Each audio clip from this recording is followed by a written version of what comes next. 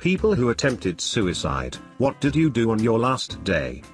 I woke up, watched Buffy, ate pizza, called my brother, went to work, came home, and watched the end of the series of Buffy. It may sound like a joke, but I got up after finishing Buffy the Vampire Slayer and went walking. I kept listening to Gangsta's Paradise on my iPod until I reached the Aurora Bridge. I live in Seattle. If you know the bridge, you may know that in the last couple of years they have built very high fences around it. But when I was there was just a small handrail. I walked to the middle of the bridge and looked down for a while. This part of the bridge was over land and not water, so I continued to walk until I wasn't above someone's yard. I was probably 100 yards before the end of the bridge. I stood looking over the railing for 10 minutes, maybe more. A man got off the 16 bus at the stop right before the bridge and walked toward me. He stopped beside me and asked if I was okay, and I didn't reply for a while. He just stood next to me for a while and just kept talking. He never stopped talking.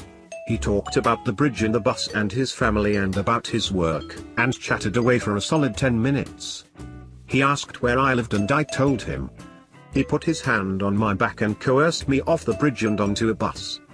He bussed me home and walked me to my front door. I never got his name, and I haven't seen him since, but he saved my life. I don't know that I would ever have killed myself, but that's the closest I ever came to it. A stranger saved me and I really hope he knows that. I spent my last day trying to come to peace with my decision. It sounds simple. It really wasn't. I remember waking up at around 9 AM. I had planned the entire day out in advance, and I knew exactly what I would do. I skipped school, didn't go to any of my classes. I remember just sitting on the floor of my bedroom. Just sitting in silence. Thinking. Trying to come to terms with the fact that I was planning to kill myself that evening. I guess it was ritualistic in a sense. The day took on a meditative, surreal quality. I made myself a light meal, made a pot of tea, and sat down on the floor with my laptop and began to write my notes. I wrote a note to every person who I thought had been influential in my life. I remember writing one to my mother, my father, my brother, my teachers, my friends. All individual letters. It took me the entire day. Some of them were warm and beautiful, others were bitter and curt and angry. I figured it would be my final chance to tell each and every person what exactly I thought of them. I wrote things in those notes I would have never said out loud. I told so many of my friends that I loved them, despite the fact that I'm known in my social circle as being quite cold. I had always loved them. I'm just not a very demonstrative kind of person. But I wanted them to know, beyond a doubt, that I did. I told my mother I'm sorry I wasted 17 years of her money. I told my brother that I thought he should open his eyes and his mind. I told my abusive father to go fuck himself. That night, when everyone was asleep, I crept down to my father's gun cabinet at around 3 AM. I remember it being quiet, just really, really quiet. I was strangely at peace. It was almost meditative. I stole a bottle of whiskey from the liquor cupboard and downed half of it. I knew where my father kept his gun cabinet keys, so I had stolen it the night before. I opened the cabinet and grabbed a pistol. I remember holding that gun to my head for such a long time. I was scared and excited and angry and sad and happy and resigned and scared and terrified. I remember holding it to my head, then putting it down, holding it up, putting it down. It went on for a very, very long time. I finally pulled the trigger. It didn't fire. It wasn't loaded. The only thing I remember today 6 years later is that overwhelming, immense sensation of relief. Similar to what people have been saying about jumping and then regretting it. I was so relieved. I was in tears, and giggling madly. It was absurd. I went to bed. I've never tried it again since. I've never told anyone. I still have those notes on my hard drive. Someday I think I'll have the courage to say what I wrote down to the people in real life. Someday. My uncle died about a year ago from a bullet to the head, but I know what he did with his last day if that counts. He said goodbye to his parents and said he was going to the bank. In reality, he went to all of his favorite local shops. He went to have his favorite coffee and cookie at a local bakery. Then he went to Sears. He loved power tools. Every kind ever. He went to look at them one last time. Then he went to the park and did it. I know this isn't attempted, but it helps me to share. My younger brother texted me early that morning in a really good mood saying what a great day it was going to be. Then he apparently went around giving out his stuff, buying people lunch, and telling his close friends his bank info, etc. He wanted to make sure his friends were covered. I was at work, so I didn't get the I love you, Dragonfleexo text until after he was in the hospital. The sad thing was when I read the text, I knew something was wrong. Edit, my boyfriend just told me I made it sound like he didn't make it. I just want to clarify that he did make it through and now, 2 years later, is doing fine. He'll be turning 20 this year and is on his way to becoming a firefighter. Smile. I spent the entire day thinking about the worst parts of my life and convincing myself that it was only going to get worse and that I would be better off dead. Once I was sufficiently depressed, I got 2 bottles of Tylenol PM and lined them up in rows with 5 pills each. One bottle was partly used, so in total there were 183 pills. I took them 5 at a time with a little break between each, over the course of an hour or 2. I was watching TV as I did it. I think it was Walker, Texas Ranger and Kung Fu. The legend continues. I was very numb the entire time. Once I finished the last pill and didn't have the mechanical act of taking them to keep me occupied, it really started to sink in that I was actually going to die this time. I'd attempted before with much smaller doses. Highest I'd done before was 15. I thought about trying to make myself throw up, but I figured there was no way I could throw up enough to save myself. I was already feeling really tired, so it was probably too late. I thought about calling someone, but realized that if people found out what I'd done, things would just get even worse for me than they had been before. In the end, I just decided to accept it. I found my cat and gave her a hug and told her I loved her but that I had to go. Then I locked myself in my room and cried myself to sleep. I woke up about a day and a half later, weak and groggy as shit, and absolutely covered in crunchy greenish blue vomit. My bed, my floor, my desk, my walls, halfway up the ceiling. I'd puked up enough of it to live. As it turns out, in years after that, my life did actually get significantly worse than it already was, several times over. I never tried killing myself again though, because I remember that at that final moment I didn't actually want to die. Life is pretty good now, so I'm glad I stuck it out. My friend put on his Facebook the day before he did it, if you had one day to live, what would you do? The day he did it, he went around to all of his close friends and just spent a little time with them, like a half hour. Just hang out and shoot shit as usual. Later that night he texted everyone goodbye. He drove down to one of our favorite smoke spots, and obviously no one knows after that except him, but that's where 2 of my friends found him the next day. Edit, sorry I wasn't blatant, but yes, he was dead. Gunshot wound to the head. Took the gun from his parents. Sorry, but that's a really hard thing to say. Like I said in another post, I think I subconsciously avoid the word. It's just hard to say. I think I've come to grips with it all, but I still avoid saying it for some reason. I found myself aimlessly wandering my apartment, half washing one dish, walking away to go on the computer for a few minutes, TV for half a show, etc. I was in a daze.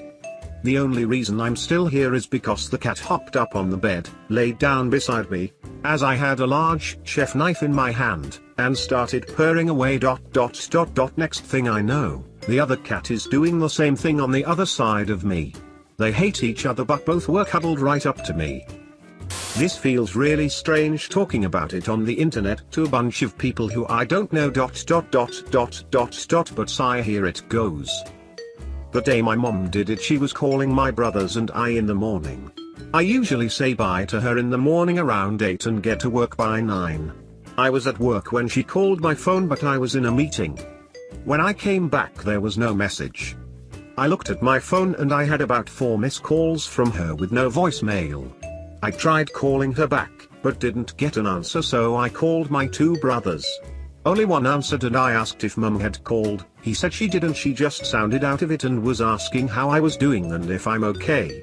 I told him I felt kind of weird and I said he felt the same.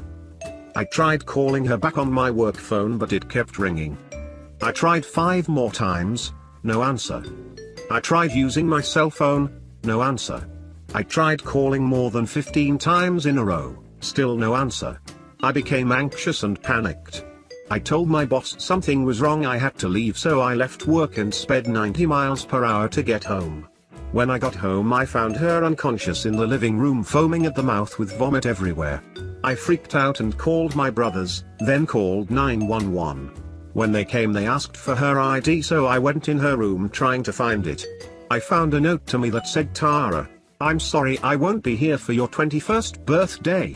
I love you, Mom." This was over 2 years ago and she's okay now. I believe she wanted to spend her last moments making sure her kids were going to be fine living without her. Edit. Thank you so much to everyone for their kind words and support. I never expected to have such an amazing healing response to this post. Thank you especially for taking the time to read and inquire about something from a total stranger. I have been trying to respond to every comment, message, as I feel everyone should be heard and able to get things off their chest. Thank you for the golds. I love your hugs and warm wishes. I treated it like a normal day. I got up, went to school, came home and went for it. I tried to enjoy the last moments I had with friends. I wanted to tell somebody but decided not to. I didn't want to bring anyone down.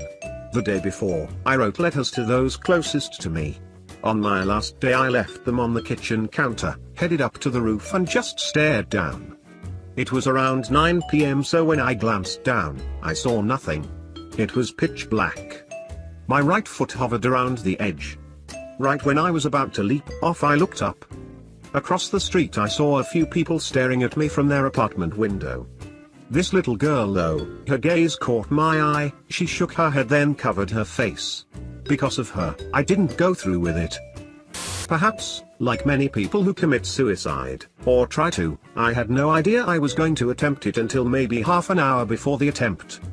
I was in a nightclub, drunk and had been rejected by every girl I approached. I was desperate to get out of my situation, alone, single, unemployed and living on benefits in a crappy bedsit in the worst part of town. I was extremely depressed, though I didn't know it at the time. I left the nightclub, hailed a taxi and asked the driver to take me to a famous local landmark, a very high bridge. I intended to jump off but didn't allow for the wily cab driver who guessed my intentions. The bridge, back then, was a popular spot for suicides and its name was almost synonymous with jumpers, which probably tipped him off. They've since put up barricades and so forth, making it almost impossible. The cab driver drove me to the bridge, then stopped the cab, turned off the engine, turned around in his seat and asked me if I was going to kill myself. I said yes I was and burst into tears. He gave me a motivational talk right there and then. Life was worth living. I should stick it out. It was easy to think life was a long and unchanging road, but in fact it is full of surprises and only age can give you the experience to realize this. If you're willing to persevere you will find that life throws all kinds of amazing opportunities your way. Then he said he'd put a word in with his boss and try to get me a job driving taxis. He told me not to worry about girls rejecting me. I was drunk and probably came across as depressed, which is never attractive. I was a good-looking guy and would meet somebody great someday soon, but not if I jumped off the bridge. Then he drove me home and didn't charge me a fare. I gave him my number and he called me every day for about a month after that. I didn't get a job as a taxi driver because his boss wasn't quite as nice a guy as he was. But I did sort myself out and get out of that shitty situation, met the girl of my dreams, found my niche in the employment side of things and now live in a beautiful house in an amazing part of the world. Edit. Just to answer some of the more common questions, yes I stayed in touch. The cab driver is Indian and returned to his native home a few years back. I am still in touch but don't see him anymore, though we do speak regularly. Thanks to the anonymous gold donating person. I'm not sure what to do with Reddit gold, but I understand the gesture, so thank you. I'm really thrilled this story had a positive effect on lots of people. Really thrilled. Due credit goes completely to my good friend and I'll pass on all your comments. Woke up. went to my therapist. Told him, for the first time I had ever told anyone, that I was severely sexually abused for 14 years. He asked me to stop telling him, because he only prescribed pills. Gave me 4 prescriptions and sent me away crying. I filled my prescriptions, went home, drank a handle of vodka, and ate every pill he gave me, plus every pill in my house I could find. Cried. Put on soothing music. Waited. Passed out. I'm sorry this is short in detail. It is hard to talk about. I sincerely hope you aren't asking for ideas of your own. Attempting was the worst thing I have ever done, and it only hurt the people around me, who were already trying so hard to help me. If you ever need anyone to talk to, I've been there, and I'll be here. I met an artist once who told me his story. He'd gone out into the woods with a gun. He sat there leaning against a tree for a long time, crying and trying to work up the nerve to shoot himself. I guess his emotional turmoil exhausted him, because he fell asleep. When he awoke, a hummingbird was hovering about 2 inches in front of his nose. He sat absolutely still, marveling at how beautiful it was. For those few moments before the hummingbird flew away, he felt blissfully happy. He was so glad he hadn't killed himself earlier, or he would have missed that feeling. He decided that those few moments of joy had made his life worth living for one more day. He wondered whether something might happen the next day that might give him a few more happy moments. He decided to find out. When I met him, he'd been living on this principle for over 15 years,